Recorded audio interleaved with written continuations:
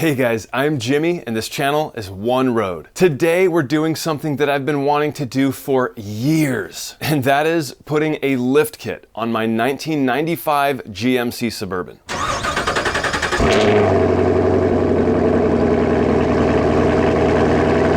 I love this truck. It is awesome. It has been my family vehicle. It has taken us around the nation and back. And now with this lift, we're gonna begin the buildup of an overlanding rig. I didn't want to go too high, 4 to 6 inches. I thought the 2 to 3 inch lift that Rough Country provides would be perfect. So I went ahead and bought it. I went to Rough Country and found this 2 to 3 inch lift for the 88 to 98 GMC Chevrolet trucks. To me, looks are secondary, and I wanted something that was going to perform and function great and something I can build upon later. I thought this would be the perfect lift for this truck. It's relatively cheap, still gets you about 3 inches of height, and fairly straightforward to install. Also, I won't have to make any other modifications to the truck in order to make this lift work. For example, longer drive shafts or rerouting the exhaust. So let's see where we sit before. Measuring from the floor to the bottom of the fender well, we're literally exactly at 35 1/8 inches. And if we do the same thing on this rear passenger tire, we're actually a little lower at 34 and about 5/8, 3/4, somewhere around there. So the front of this vehicle is actually taller than the rear. My goal with this kit isn't just to lift my truck to make it look pretty. I wanted something that worked. The goal is to be purposeful. You see, I'm building an overlanding rig. I didn't want it too high. I didn't want it too expensive. I wanted it just right. And that's what this lift, I hope, is going to bring me. So without further ado, let's get started.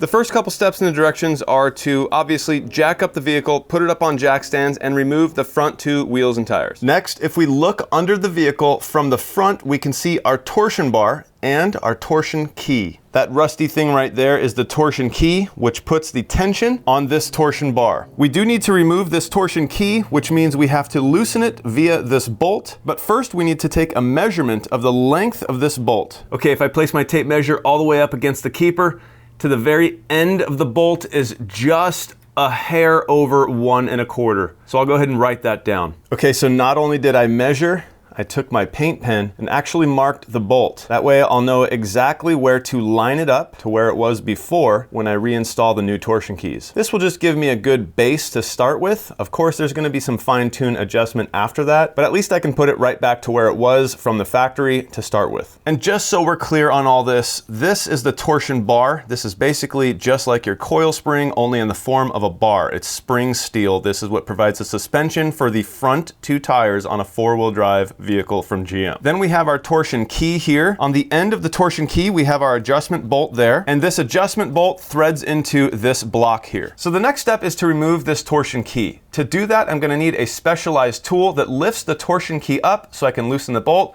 take out the block, and then slowly relieve the stress on the torsion bar with that same tool. And here is this specialized tool. You can see it's called a GM torsion bar tool. I recommend renting these from your local auto parts store, as I did. And here is the tool, and you can see it looks somewhat like a C-clamp, but this one is very specialized, very thick, very strong, and has the proper ends to safely remove these torsion bar keys. Okay, so right away I have a problem here. In order to get this torsion key tool in here, my exhaust is actually blocking the little hole that nipple is supposed to slide into. So now I have to loosen my exhaust and hopefully be able to slide that out of the way in order to get that tool in there. Okay, so once I removed the nuts on these 2 bolts, I used my rubber mallet and hit it here just a few times pretty hard, and it separated. Then I just used my foot and put some pressure on that muffler, and it gave me enough slack to move this thing to the side. Now we can easily fit the torsion key tool right in there. Now that nipple in the top of this torsion key tool is set right where it needs to be, and now I basically tighten this thing up.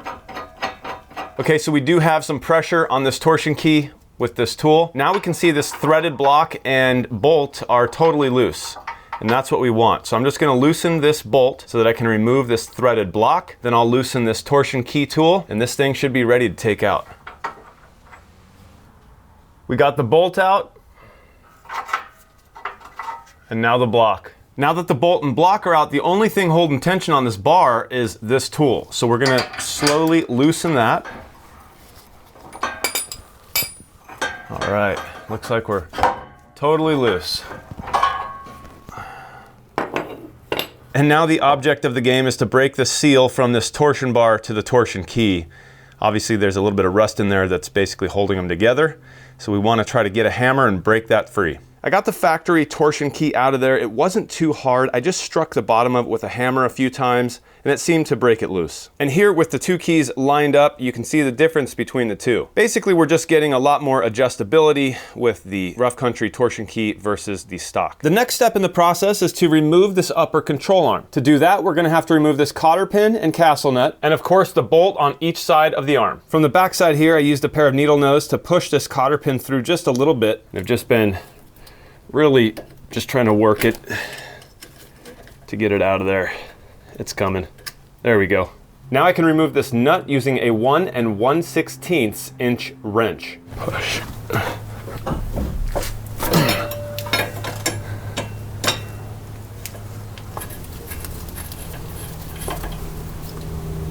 Okay, now that I have the nut removed, I can go ahead and take my hammer and just hit it right here, and hopefully this thing will come off.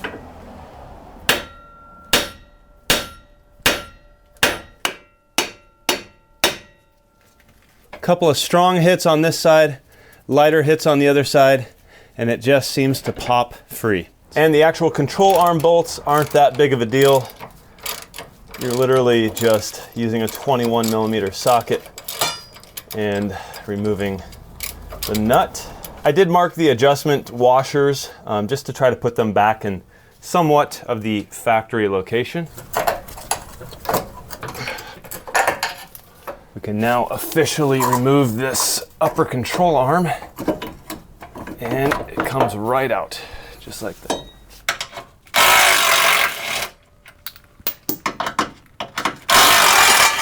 The next step is to remove the 6 bolts from the half shafts. You can see I've already removed one there.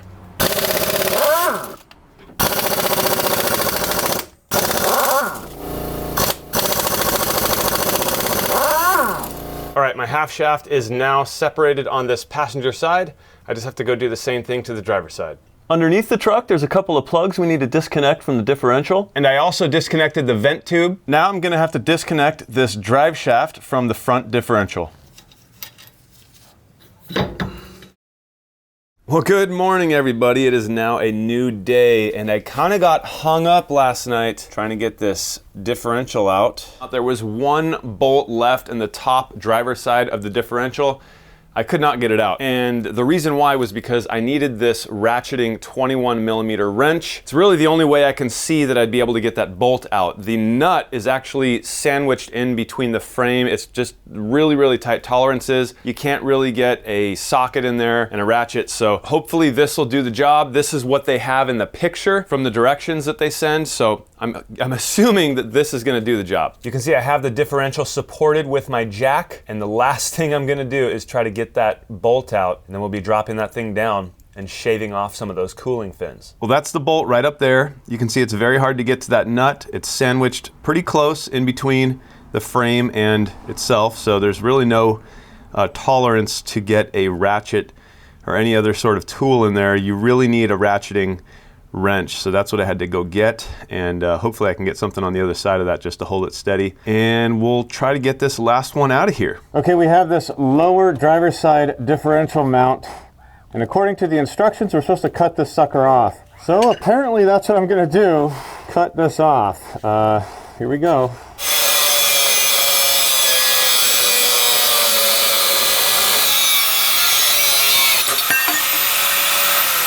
Hopefully that's what I'm supposed to do. So there's the mount that I just cut off. Of course it went something like that. And you can't get the differential out really any easy way anyways with this mount there. It'd have to kind of roll back, and you wouldn't be able to use a jack like I have supporting it. So per the directions, they had you cut that off. I should now be able to remove the differential. And later on, according to the directions, we're going to be grinding this flat also. I've come to the point where I have everything disassembled that needs to be disassembled. According to the directions, the next step is to start assembly, which I'm super stoked about. The first part of the assembly is the replacement drop bracket. And here is that drop bracket. And what I have to do first is put the bushings in the holes. Okay, I have all the supplied bushings and sleeves pushed into this differential drop bracket. Not hard really at all. I just used a rubber mallet to get those metal sleeves in there. Of course, plenty of grease, and the bushings just push right in. So that wasn't a big deal at all. Just wanted to show you what it looks like compared to the original factory mount. And according to the directions, it says the short end of bracket to the rear. And you can see the little cutouts on the bracket that are only on one side. So according to the picture, it's going to go installed like this. I have the bracket now installed and it went in perfectly fine, no issues whatsoever, very easy to do. Okay, so I'm running into my first problem, and what you see here is the upper differential mount. They've given us these odd looking tabs, which are basically drop brackets, as well as some new bolts that are supposed to go through this hole and hold all the tabs and washers and all that stuff. The only thing is the bolt doesn't go through the hole. It is just ever so slightly too big. No matter what I do, no matter how I spin it, I tried the other bolt also because there's two of these and it just will not go through. I'm trying to figure out what I'm gonna do here. My thought is I can use a file like this and just ever so slightly remount this hole, but I think I'm gonna first put in a call to Rough Country to see what they say. Yeah, this is it, 9/16. My factory bolt goes through there. See, I guess what I'm wondering is, should I take a file and just kind of remount the inside of that hole, just like... Drill it out and clean it out, yeah. Does it fit through our brackets and then through the sleeve that comes in there? The metal sleeve that goes in between it, does it fit through that stuff? Yeah, it fits through there for sure. It just won't... If it fits through there, then I'll just get the hole a little bit bigger on yours. Either drill it out to 9/16 or file it out, whichever way is easier for you. Why, they just may have made that boat a little wider there or something. They shouldn't have. Okay, just because there's no other way to get it. There's no... It's up there like... I mean, you can't get a drill bit or anything up there. You know what I mean? Right, you should just have to do that one side. The other side does just be the threads coming through it. The other side's of threads. That's what I was hoping. Okay, man. Yeah, it's the only 5-inch bolt. I mean, there's two supplied in the bag, but I mean, this is obviously the only bolt, right? That would... Right, yes sir, that would be it. Yeah. Okay. All right, man. Thank you. I just thought I'd get your second opinion on that. Thank you. Okay. Okay. Bye. All right, so the problem has been resolved. Basically, that bolt is just ever so slightly larger than the factory bolt. Just manufacturing differences, not a big deal.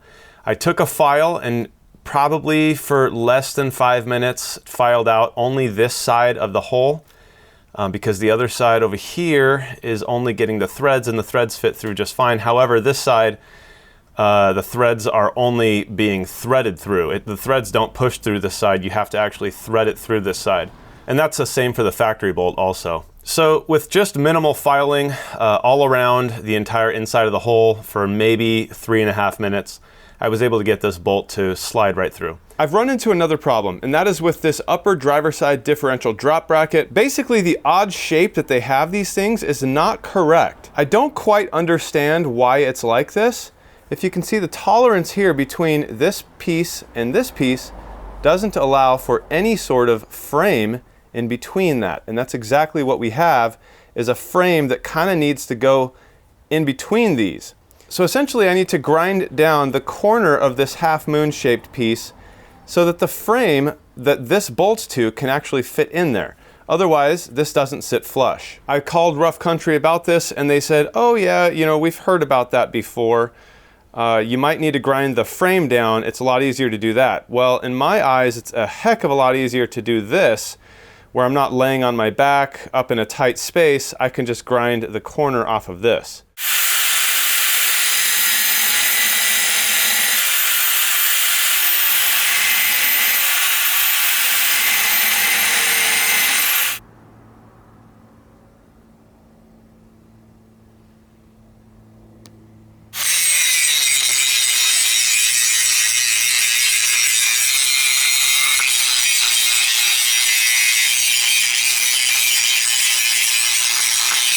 So I did have the differential up in there thinking that I didn't have to grind any, but once I got everything really situated where it needed to be, I could see that those cooling fins were contacting the frame of the vehicle. So out it came again, and of course I had to grind away, which actually didn't take that long, but I did grind quite a bit away, so I think that that should be good. If it's not, I'm probably gonna cry. So I've been working on this differential. The differential is the hardest part of this whole lift because I'm on my back, I have my truck on jack stands, and it is extremely hard to pull in and out, in and out, in and out. I mean, it is, I've had to take this thing in and out probably, I want to say 5 or 6 times at this point.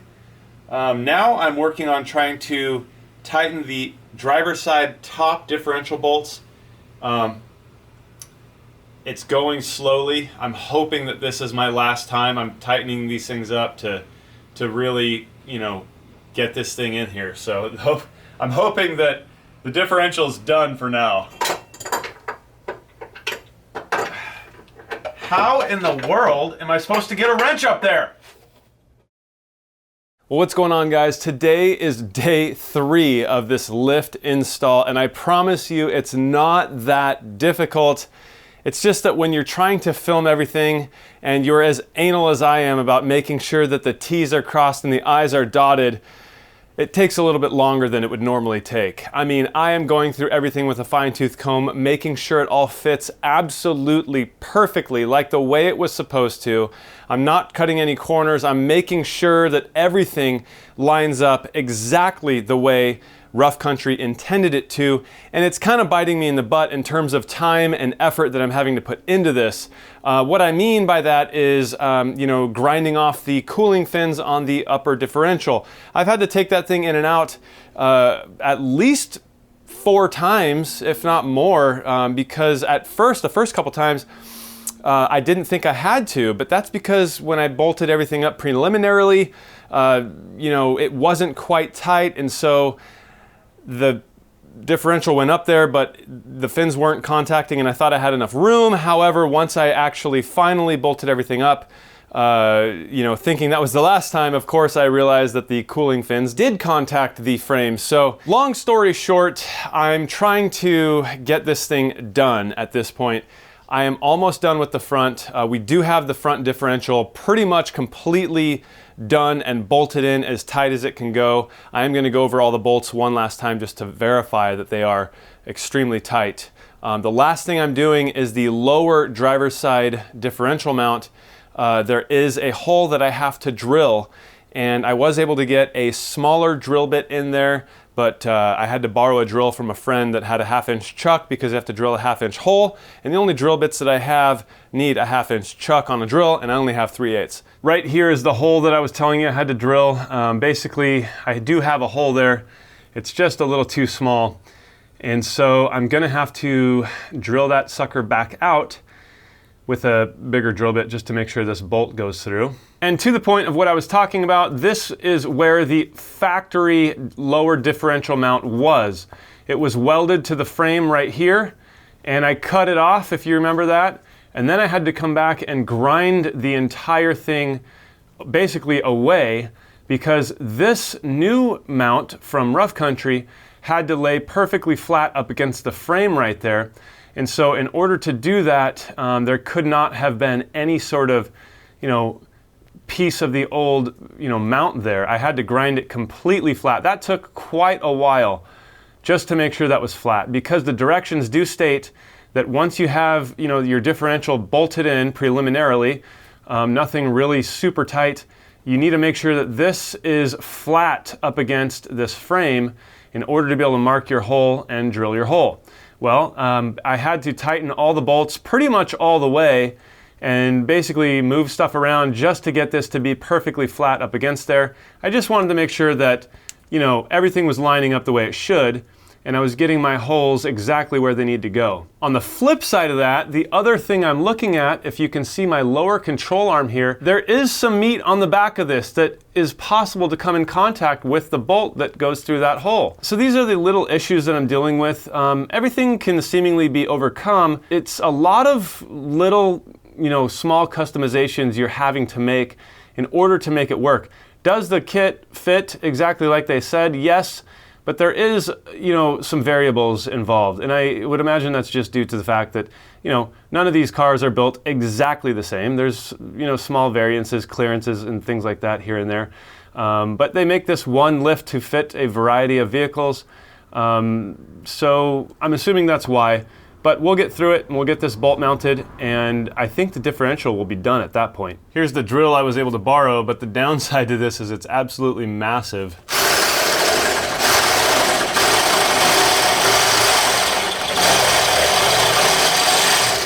Gotta lube it up with some oil.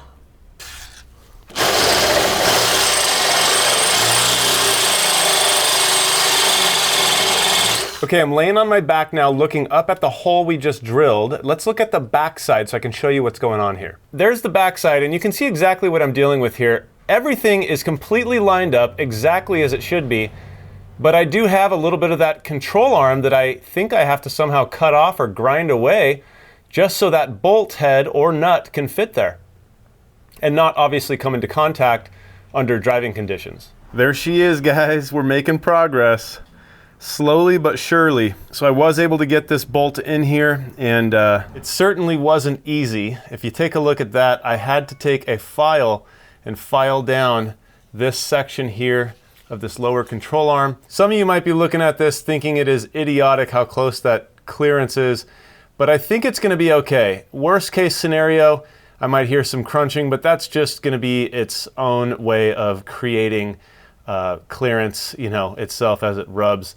There is no rubbing. It's not actually touching. I'm not sure if it's coming off on camera, so I'm not too worried about it. That bolt is pretty thick, pretty strong, and that's just, you know, the edge of the outer control arm there. So I think it'll be just fine in creating its own clearance. Well, it's getting exciting now. I'm out from underneath the truck finally, and I'm about to mount the control arms into the factory location, and obviously right there into that knuckle. Here is that control arm, and this thing is pretty beefy. And if you notice, there's no grease bung on the top.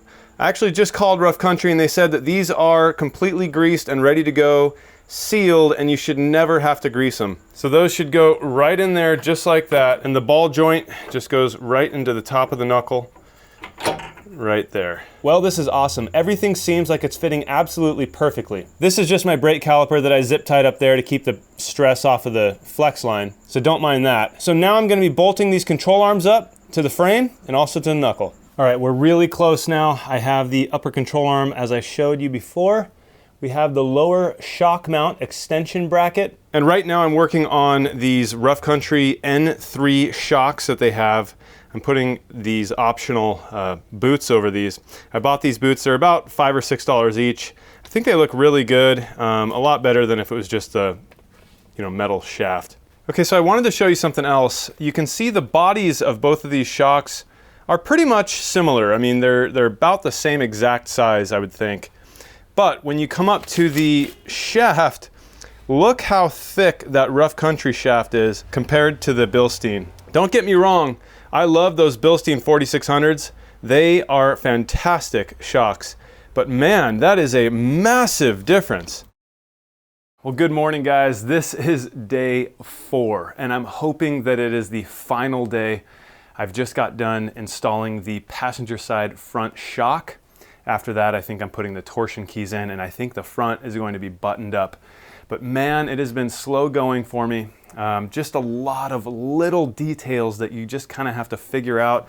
The directions are very good, but there is some things in there I wish they would have written in there just so you know. I mean, for the average guy like me, I mean, I do a lot of work on my vehicles. I've changed shocks before. I've changed torsion keys before. I mean, this stuff isn't new to me. For example, this shock extension bracket, for some reason, according to the directions, it's showing that this type of mounting system is for up to a year 91. For 92 on up, there's no front plate here. You just use a through bolt. But mine's a 95, and mine, being a 95, looks just like the picture they have for the up to 91 year. Looking at the directions here, you can see just what I'm talking about. This picture is apparently, according to the directions, for the 88 to 91. And it says the 92 to 98 are different, and they look like that.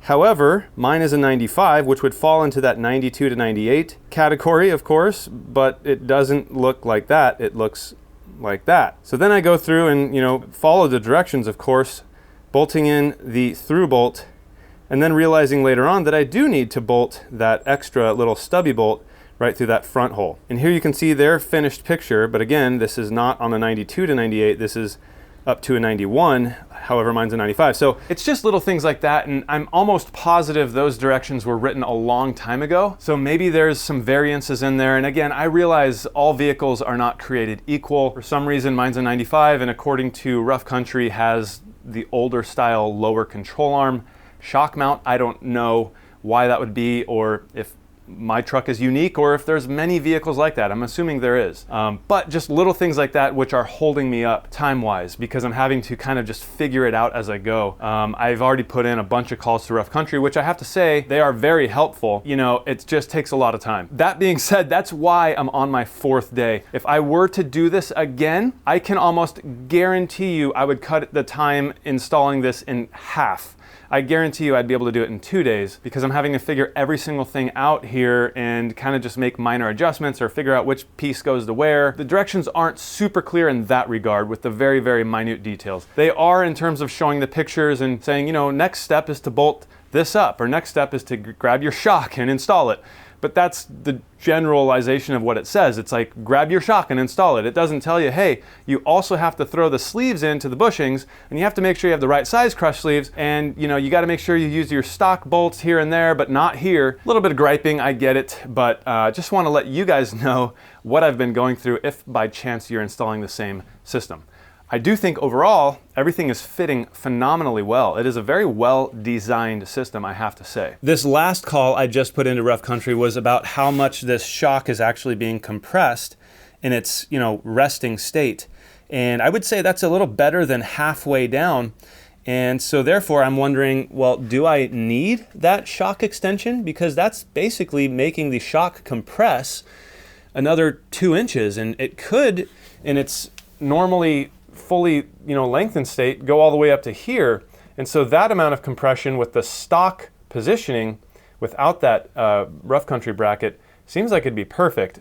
So I called the guy and he said, you know what, if it doesn't ride good, swap it out. Just take out that bracket, see what it feels like. So, but he did say that this is a pretty normal resting position for that shock. I guess we'll see once we get it on the road and start driving it. So to the point of what I was just saying, here I am putting together the other side, the driver's side front shock, and I just realized something. On the top here, we have this long crush sleeve that goes through the shock, right? And on the passenger side, I installed it just like this. I have the sleeve installed down here, I have the long sleeve here, and then you have a bolt that goes through here. But then in my mind, I'm looking at this going, well, won't this slide around on there back and forth because it's not being secured by anything? And lo and behold, there are these 2 black bushings in here, and I didn't really know what those were for. I called Rough Country, asked them what they were for, and the guy said, yeah, those are extra, just don't use them. Well, now that I'm looking at all this and seeing what all this is, I realized they go on the end there to keep the shock from sliding around. Like I was saying before, it's really, really well designed, but the instructions just don't talk about the details. They just kind of give you a bag of parts and say, figure it out. You should know how to do this. And granted, it's not difficult. This isn't rocket science, but it'd just be nice if they showed a picture of this or said, hey, make sure you put the bushings on the end of the, crush sleeve to make sure, the shock doesn't slide around. I mean, just little things like that would just make it a lot easier and quicker with the install. Again, I'm not complaining about it. It's all designed well and everything is there. Everything fits really good. You just kind of got to figure it out. I now have the front end completely done. Wheels are on and it's sitting on the ground. I'm going to give you a mini reveal here. The whole truck isn't done. I still need to put the rear blocks in, but the front is completely done and I am stoked about it. So just know that this height probably won't stay like this. Look at that, guys. Wow.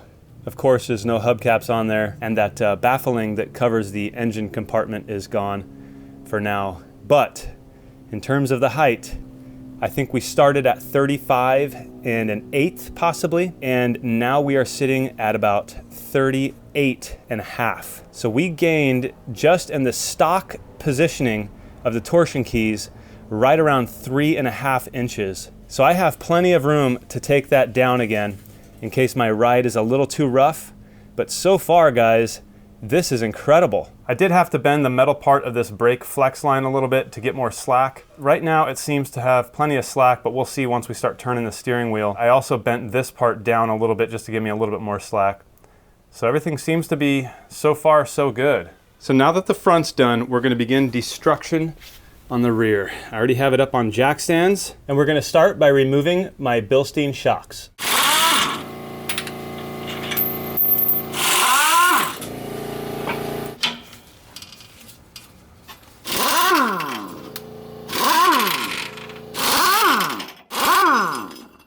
To remove these stock U-bolts. I just got the blocks in on both sides, and just another one of those kind of non-apparent issues with the directions, really. This block is taller on one side and shorter on the other, just by a little bit, but they really don't tell you, hey, put the shorter side up front and the taller side in the back. And to a guy, again, like me, who's never installed a lift before, I start to wonder, am I doing this wrong? I tried to put it in the opposite way, didn't fit, and you know, eventually you kind of just use the process of elimination. Once you see that it fits and how it fits, you know it's right, but it would eliminate probably a good hour of guesswork and fitting it and refitting it and moving the axle around, you know, if they would just put that simply in the directions. So again, everything fits great. I just wish there was like these small details like this that would really help the install process go a lot quicker. Take the guesswork out of it. There's the driver's side block there. That block is now on, torqued up to 85 foot-pounds as evenly as I could. Everything's looking good so far. Still have to do this one, and I'm gonna get started right now. These new U-bolts just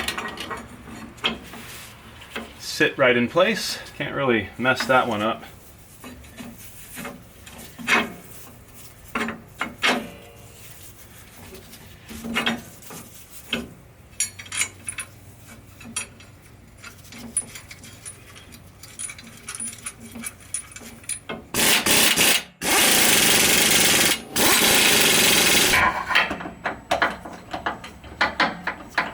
All right, one shock completely installed, and that does look pretty good.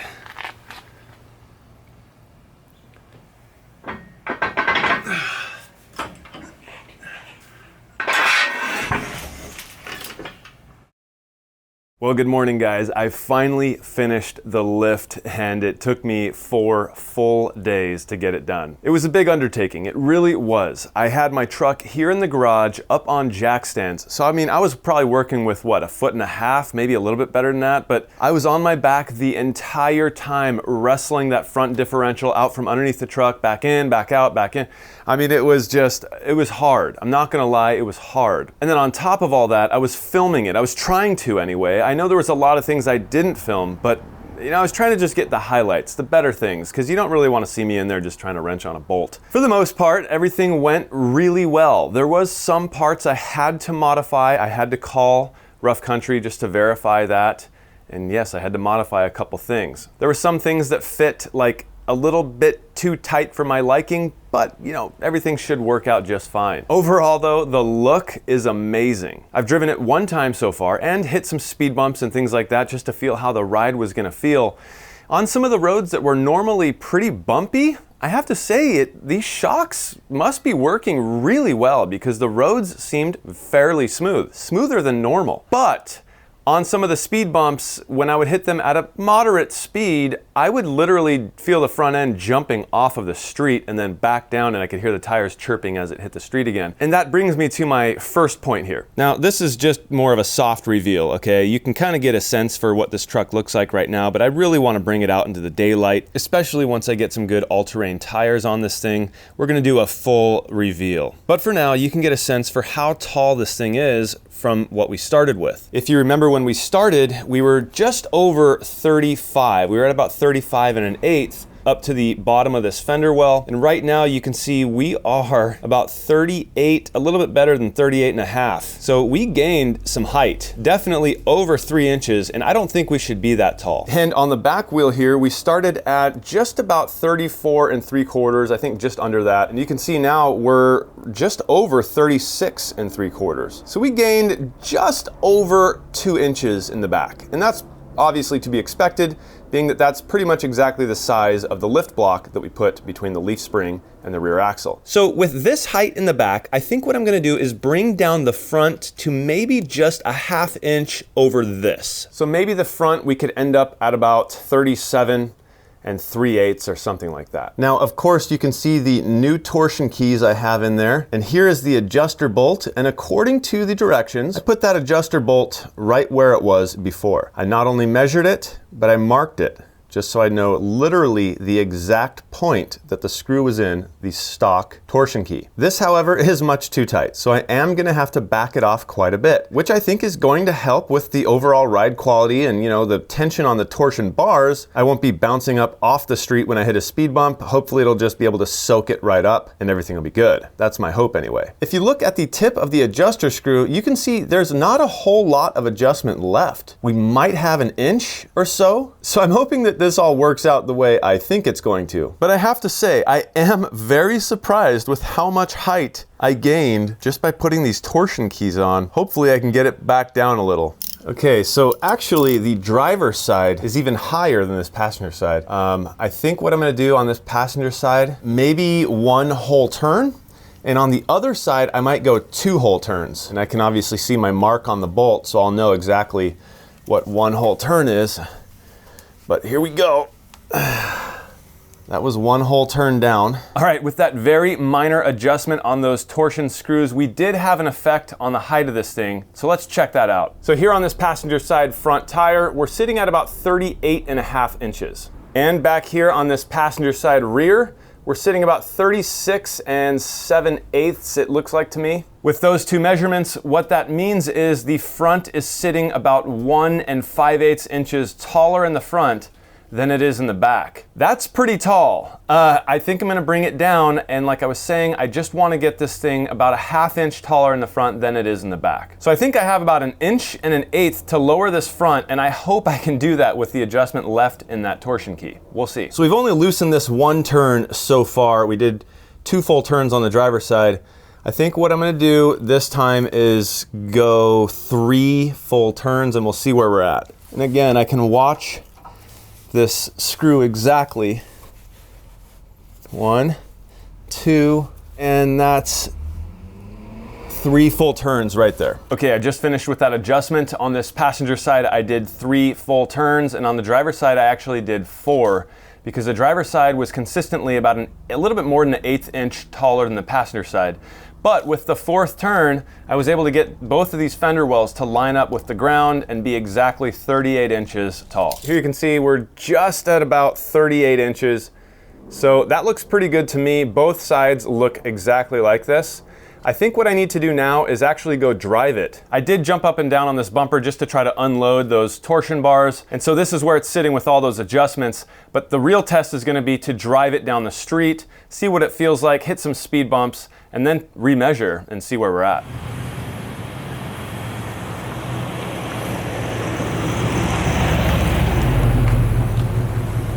Okay, I just did some driving, went around the neighborhood, hit some speed bumps, and everything felt a lot better than it did last time, which is good. And the suspension has settled out a little bit. Both sides are measuring about 37 13/16. You know, just over 37 3/4. So in the front and the rear, both sides are even. I'm wondering if I should lower the front any more or leave it about this, because the back has settled out about 37 inches exactly on both sides. So that means I'm only about 3/4, a little better than 3/4 of an inch taller in the front, and I don't mind that at all. Taking a peek at this passenger side bump stop, you can see we still do have some room underneath that control arm, as is also the case for the driver's side. Taking a look at this lower differential mount bolt, you know, the hole that I had to drill myself, the tolerance was very, very tight, and it doesn't look like anything is rubbing so far. So that's a good sign. Now what I'm gonna try to show you now is the difference between the back tires and the front tires. So here we got a good look at the back tire. It's pretty vertical,